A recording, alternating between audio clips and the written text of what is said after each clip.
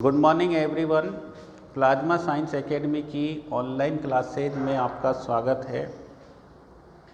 कक्षा 12 chapter number 2 विलयन, जिसमें अपन ने विलय और विलायक की भौतिक अवस्था के आधार पर विलयन के प्रकार बताए थे। विलय पदार्थ की मात्रा के आधार पर भी विलयन के प्रकार आपको बता दिए थे। अब आता है सांद्रता की इकाइयाँ। कहने का मतलब विलयन की जो सांद्रता है वो किस किस प्रकार से दी जाती है। तो देखिए, सांद्रता की इकाइयों में यदि अपन देखें तो सबसे पहले एक होता है द्रव्यमान प्रतिशत। द्रव्यमान प्रतिशत, प्रतिशतता भी लिख सकते हैं, या द्रव्यमान प्रतिशत लिख सकते हैं, या भार प्रतिशत लिख सकते हैं। कौन सी लिख सकते हैं अपन? द्रव्यमान प्रतिशतता लिख सकते हैं, या द्रव्यमान प्रतिशत एक ही बात है, या भार प्रतिशत लिख दो। अब देखो, प्रतिशत का मतलब होता है 100 से होता है। किसी भी चीज़ के लिए अपन कौन सा डिजिट यूज में लेते हैं? 100। तो भार प्रतिशत है तो 100 ग्राम विलयन में उपस्थित विलय पदार्थ की ग्राम में मात्रा। इसकी जो डेफिनेशन है वो क्या बन जाएगी? 100 ग्राम विलयन में उपस्थित विलय पदार्थ की ग्राम में मात्रा। तो कहने का मतलब ये हुआ कि इसमें विलय पदार्थ का भार भी ग्राम में है और विलायक का भार भी ग्राम में, या विलयन का भार भी ग्राम में। तो विलय का भार भी ग्राम में और विलयन का भार भी ग्राम में होता है। तो देखिए साहब, इसके लिए जो भार प्रतिशत का जो अपन सूत्र लगाएंगे तो भार प्रतिशत बराबर क्या हो जाएगा? WA upon WA plus WB into 100। प्रतिशत होता है तो अपन इसको 100 से मल्टीप्लाई करते हैं।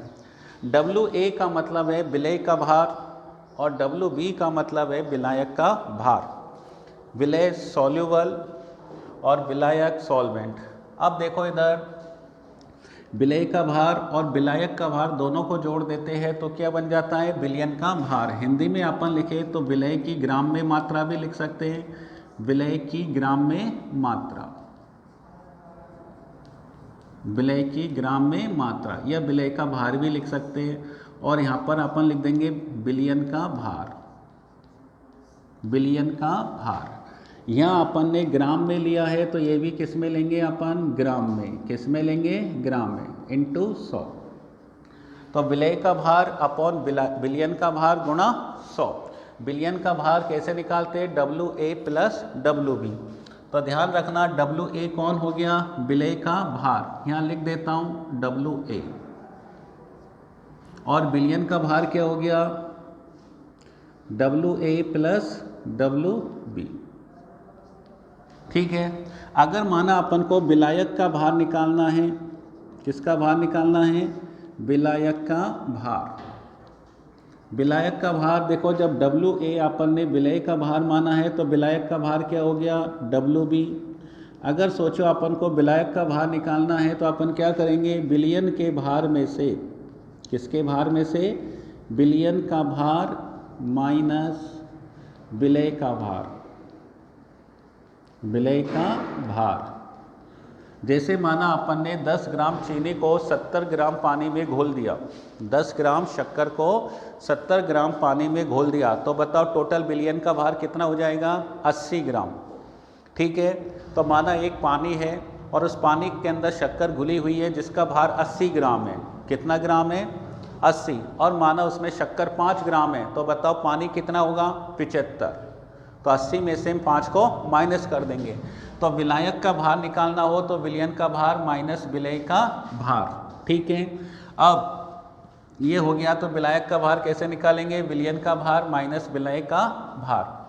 अब एक ये तो है भार प्रतिशत या द्रव्यमान प्रतिशतता निकालने के लिए सूत्र कि 100 ग्राम विलयन में उपस्थित विलय पदार्थ के ग्राम में मात्रा। ठीक है। अपन इस परिभाषा को ऐसे भी लिख सकते हैं जैसे तुम्हारी किताब में लिखा हुआ है कि विलय के भार भागों की वह संख्या। तुम्हारी किताब में क्या लिखी हुई है परिभाषा?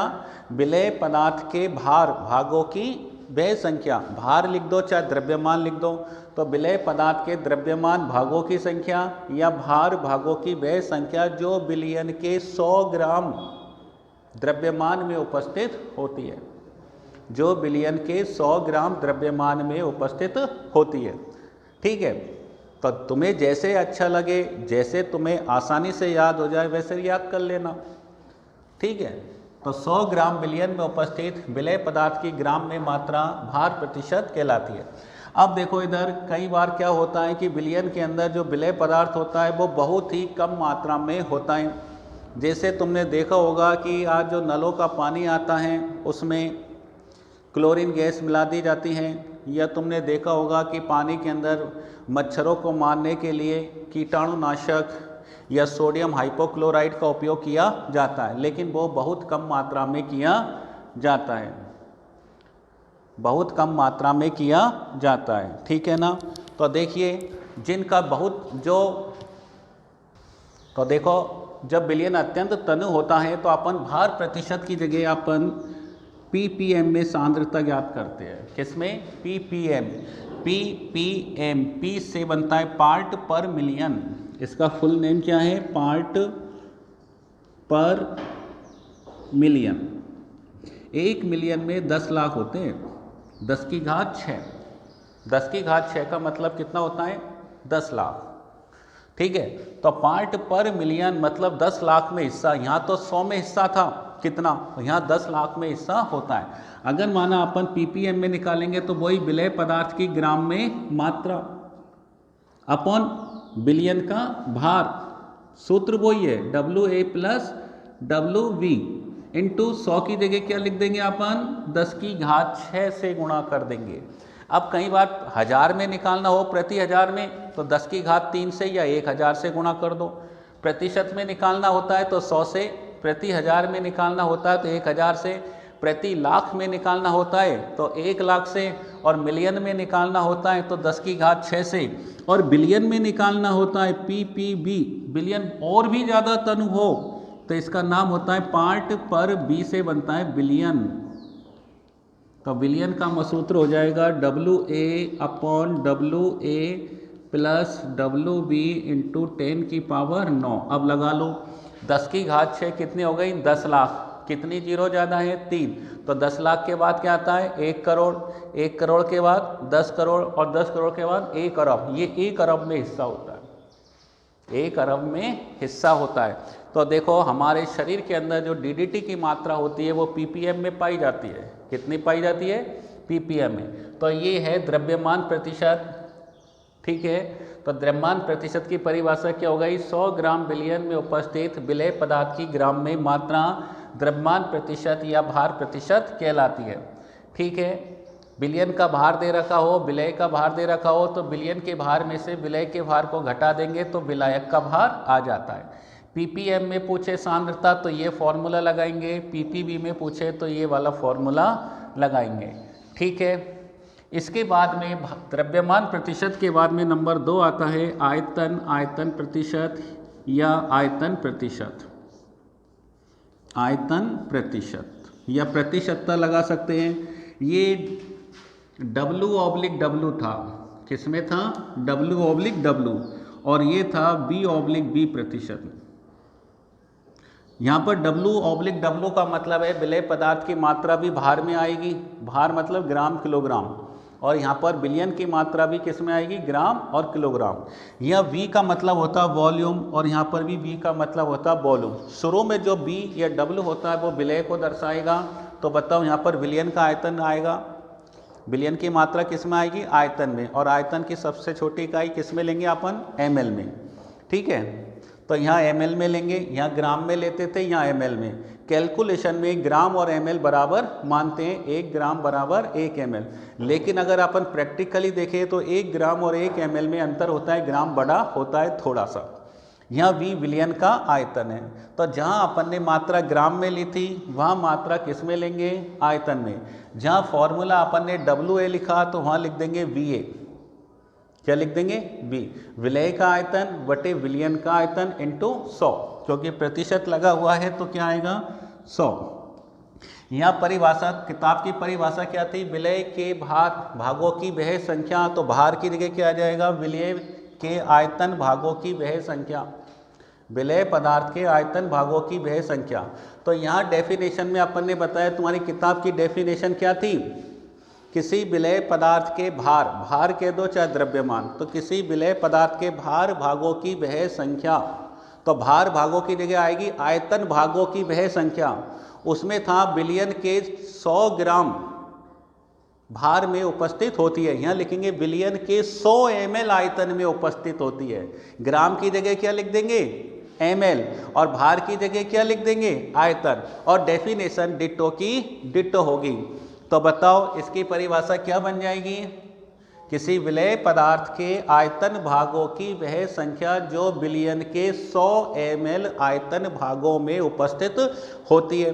दूसरी प्रकार से मैंने बताई थी परिभाषा की बिलियन, 100 ग्राम बिलियन में, तो 100 ग्राम की जगह क्या आ जाएगा, 100 ml बिलियन में उपस्थित विलेय पदार्थ के ml की संख्या। ठीक है, तो यहाँ देखो, तो अब परिभाषा वही लिख देना जो दोनों में सेम हो, किसी विलेय पदार्थ के आयतन भागों की वह संख्या जो बिलियन के 100 ml आयतन में उपस्थित होती है, आयतन प्रतिशतता कहलाती है। तो यहाँ पर सूत्र बन जाएगा विलेय का आयतन, विलेय का आयतन किस में चाहिए अपन को, ml में। ठीक है, यहाँ ग्रामों में संख्या थी, यहाँ ml में संख्या आएगी, बटे विलियन का आयतन, बटे विलियन का आयतन। ये भी किस में चाहिए, ml में, ध्यान रखना, इंटू 100। यहाँ अपन ने ग्राम ग्राम लिया था, ये ग्राम ग्राम लिया था, तो ये ml ml लेंगे। सूत्र दोनों का सेम है, यहाँ भार में लेते थे या आयतन में लेते हैं। आयतन प्रतिशतता निकालने के लिए विलेय की मात्रा भी ml में और बिलियन की मात्रा भी ml में, अर्थात दोनों का आयतन किस में आएगा, ml में। ठीक है, परिभाषा विलेय पदार्थ के भार भागों की वह संख्या, यहाँ लिखेंगे विलेय पदार्थ के आयतन भागों की वह संख्या। इसमें लिखते थे 100 ग्राम भार में उपस्थित होती है, बिलियन के 100 ग्राम भार में उपस्थित होती है, यहाँ लिखेंगे बिलियन के 100 ml आयतन में उपस्थित होती है। तो ये दो हो गई अपनी द्रव्यमान प्रतिशत या भार प्रतिशत, और दूसरी हो गई आयतन प्रतिशत। यहाँ विलेय और बिलियन दोनों भार में हैं, यहाँ विलेय और बिलियन दोनों आयतन में। तीसरी और जो होती है उसमें एक होता है भार में और एक होता है आयतन में।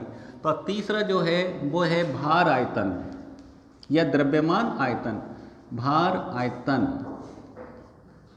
प्रतिशत, W/B प्रतिशत, W/B। अब बताओ यहाँ W किसको दर्शाएगा, विलेय को। तो बताओ विलेय की मात्रा किस में लेंगे अपन, भार में, किस में लेंगे, और B की मात्रा किस में लेंगे, आयतन में, किस में लेंगे। तो ध्यान रखना आधी लाइन इसमें से ले लेंगे और आधी लाइन इसमें से ले लेंगे। तो बताओ B भार में है, विलेय किस में है, भार में, तो विलेय पदार्थ के भार भागों की वह संख्या, अब आयतन में आ जाओ, जो बिलियन के 100 ml आयतन में उपस्थित होती है। मतलब आधी लाइन तो इसकी और आधी लाइन इसकी, विलेय पदार्थ वाली लाइन इसकी और बिलियन वाली लाइन इसकी। तो परिभाषा क्या बन जाएगी, किसी विलेय पदार्थ के भार भागों की वह संख्या या द्रव्यमान भागों की वह संख्या जो बिलियन के 100 ml आयतन में उपस्थित होती है, भार आयतन प्रतिशत कहलाती है। अब बताओ इसको कैसे सूत्र से निकालेंगे। यहाँ लिखेंगे विलेय की ग्राम में मात्रा, किसमें, विलेय की ग्राम में मात्रा। अब यहाँ W है तो अपन ने ग्राम ले लिया, और बताओ B है तो क्या लेंगे अपन, विलियन, किस में लेंगे बोलो, आयतन में, किस में लेंगे, विलियन का आयतन, किस में, B इंटू 100, विलेय की ग्राम में मात्रा बटे विलियन का आयतन इंटू 100। ये हो गया भार आयतन प्रतिशत। ठीक है, स्क्रीनशॉट ले लेना इसका। ये अपनी सांद्रता की जो 3 इकाइयां हैं, द्रव्यमान प्रतिशत, आयतन प्रतिशत और भार आयतन प्रतिशत। तो जिस प्रकार से आयतन प्रतिशत पूछे तो आयतन प्रतिशत का सूत्र लगाएंगे, भार आयतन पूछे तो ये वाला सूत्र लगाएंगे। इसके अलावा भी सांद्रता की अन्य इकाइयां होती है जो मैं आगे बताता हूँ। तो 3 तो ये हो गई। अब आगे चलती है जैसे मोलरता। कौन सी, मोलरता। जो मैंने आपको पहले पढ़ा दी थी, इंग्लिश में क्या बोलते हैं इसे, मोलेरिटी। क्या बोलते हैं इसे, मोलेरिटी। पांचवी होती है नॉर्मलता। नॉर्मलता, इंग्लिश में क्या बोलते हैं इसे, नॉर्मेलिटी। ठीक है, तो ये है मोलरता और ये है नॉर्मलता। ठीक है, सातवीं में बताऊंगा मोल भिन्न। सातवीं क्या है, और एक होती है आठवीं मोललता। ठीक है, तो देखो इधर मोलरता। मोलरता की परिभाषा आपको पता होगी, 1 लीटर विलियन में उपस्थित, 1 लीटर विलियन में उपस्थित विलय पदार्थ के मोलों की संख्या। मोलरता का फॉर्मूला होता है मोल प्रति लीटर। क्या होता है, मोल प्रति लीटर। 1 लीटर विलियन में उपस्थित विलय पदार्थ के मोलों की संख्या मोलरता कहलाती है। तो ध्यान रखना मोल प्रति लीटर इसका। तो देखो मोलरता, इसका जो फॉर्मूला होता है कि m बराबर क्या होता है, मोल प्रति लीटर। मोल प्रति लीटर। ठीक है, मोलरता को कैपिटल M से शो करते हैं। मोलेरिटी, मोल प्रति लीटर, 1 लीटर विलियन में उपस्थित, 1 लीटर विलियन में उपस्थित विलय पदार्थ के मोलों की संख्या मोलरता कहलाती है।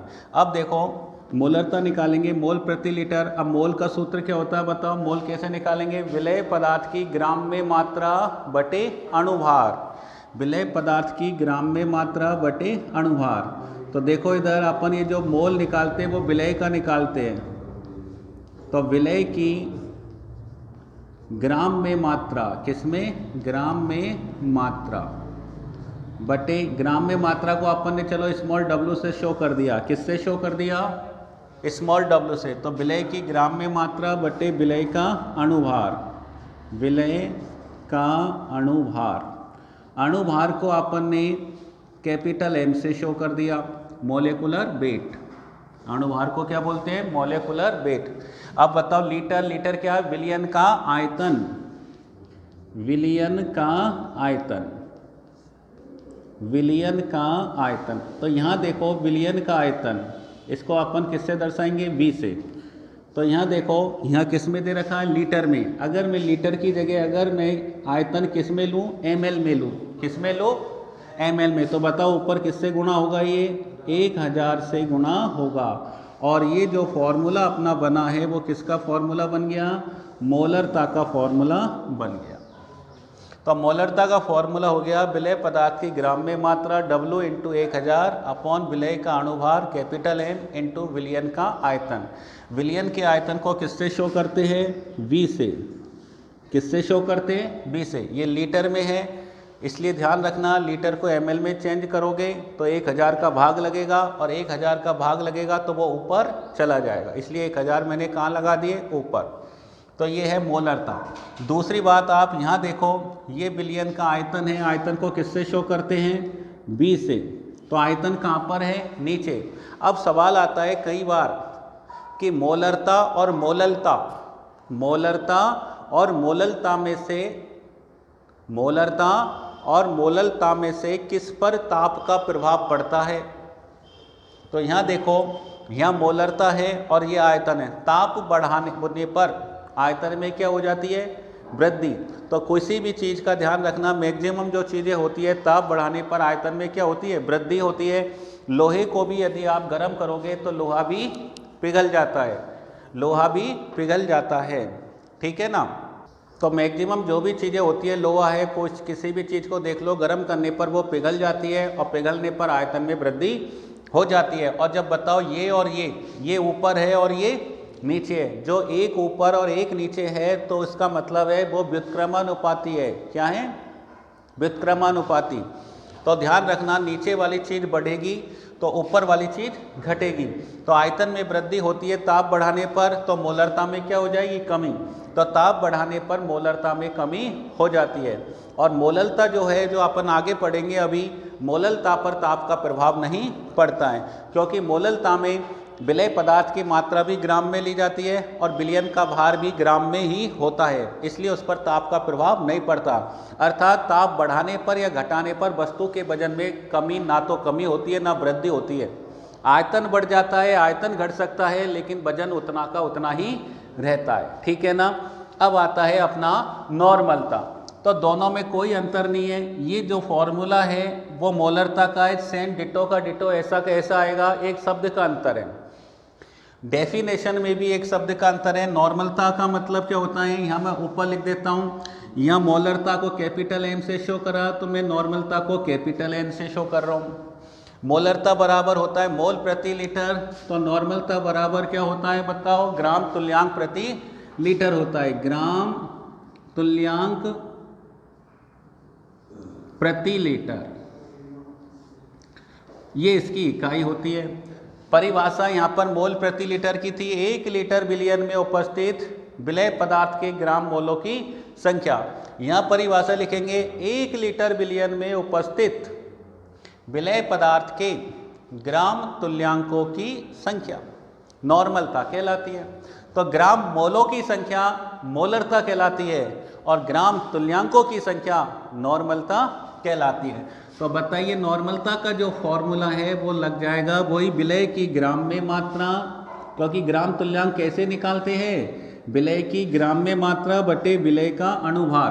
तो अणुभार की जगह क्या आ जाएगा, विलय का तुल्यांकी भार आ जाएगा, विलय का तुल्यांकी भार आ जाएगा, जिसे अपन ई से शो करते हैं, गुणा विलयन का आयतन किसमें, ml में, और ऊपर क्या आ जाएगा 1000। तो यहाँ देख लो इन दोनों में कितना अंतर है, इन दोनों में कितना अंतर है, यहाँ अणुभार है और यहाँ तुल्यांकी भार है, यहाँ अणुभार है और यहाँ तुल्यांकी भार है, और कोई अंतर नहीं है। यहाँ पे भी विलयन का आयतन ml में है, यहाँ पे भी विलयन का आयतन ml में है।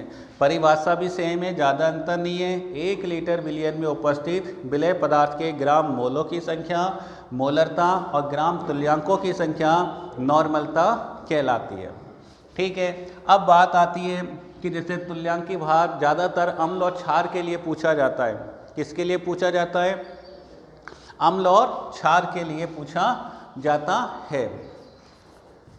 बंद कर, कितने मिनट के हो गए। तो देखिए ये नॉर्मलता का सूत्र है, n बराबर विलय पदार्थ की ग्राम में मात्रा इंटू 1000 अपॉन विलय पदार्थ का तुल्यांकी भार गुणा विलयन का आयतन ml में, मिलीलीटर, ठीक है। 1 लीटर में 1000 ml होता है, याद रखना।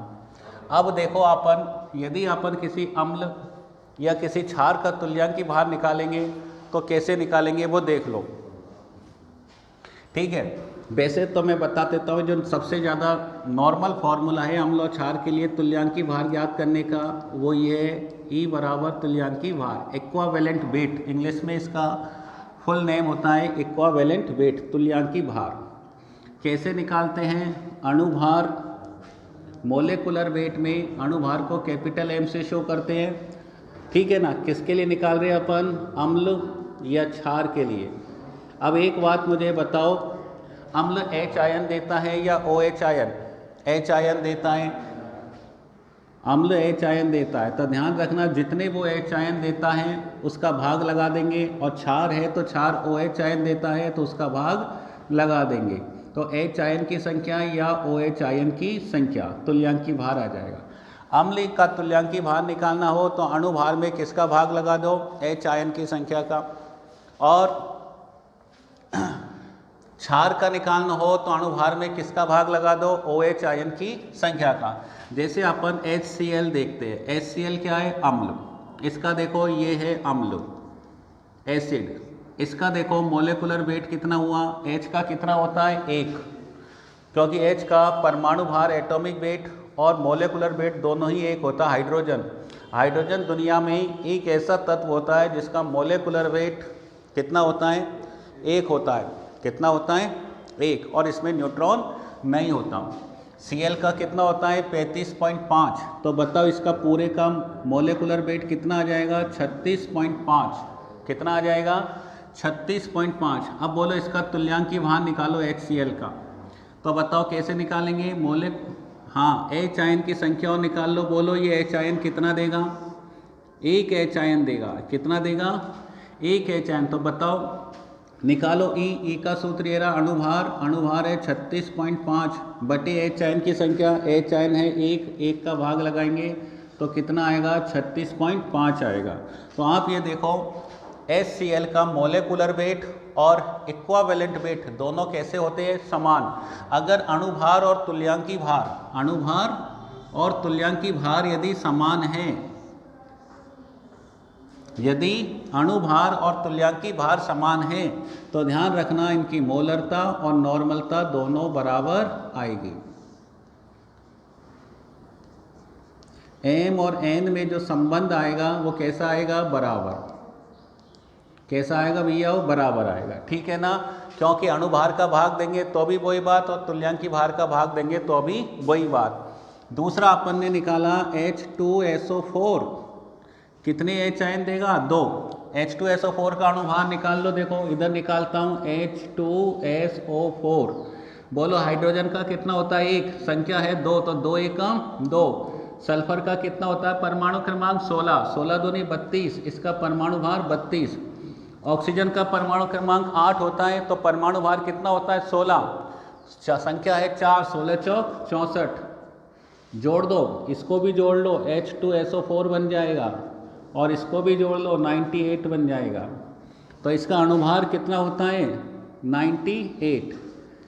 तुल्यांकी भार निकालो, 98 में किसका भाग लगा देंगे, 2 का, तो इसका तुल्यांकी भार कितना आया, 49। बताओ दोनों में संबंध क्या आएगा, दोनों में संबंध क्या आएगा। यहाँ देखो मैंने मोलरता का सूत्र लिखवाया था, पदार्थ की ग्राम में मात्रा बटे अणुभार गुणा बिलियन का आयतन, ठीक है, कोई परेशानी। अब आप देखो नॉर्मलता का जो सूत्र है वो लिखवाया था, पदार्थ की ग्राम में मात्रा इंटू 1000 अपॉन तुल्यांकी भार गुणा बिलियन का आयतन। अब आप ये देखो कि अपन ये जो फॉर्मूला है, तो बोलो ई का सूत्र क्या लिखवाया था मैंने, M अपॉन H आयन या OH आयन की संख्या, यही लिखवाया था। अणुभार में किसका भाग दे देते हैं, H आयन या OH आयन की संख्या का भाग लगा देंगे।